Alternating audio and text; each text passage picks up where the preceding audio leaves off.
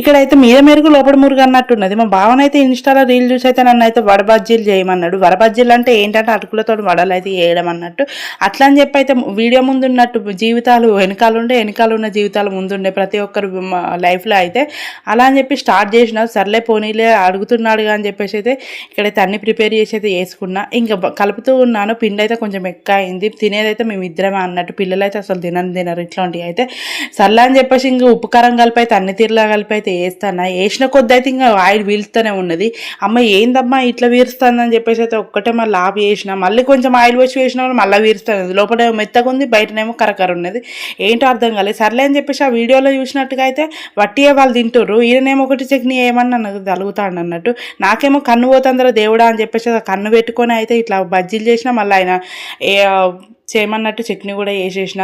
సర్లే అని చెప్పేసి ఇలా పెట్టగానే అయితే చట్నీ ఎత్తనేమో తింటా, లేదంటే పడేస్తా అని చెప్పేసి ఒకటే అంటుండు. ఇక దేవుడా మొగడా అని చెప్పేసి అయితే చట్నీ అయితే వేసి పెట్టినా అన్నట్టు. జర మీరన్న వీడియో చూసి అట్లా పోకుండా నా గోస చూసాను ఒక లైక్ ఇచ్చి సబ్స్క్రైబ్ చేసుకోవడం అసలు మర్చిపోకండి. Bye bye. మరి ఉంటా మరి మళ్ళొక వీడియోలో మళ్ళీ కలుద్దాం. అంతవరకు సెలవు. బాయ్.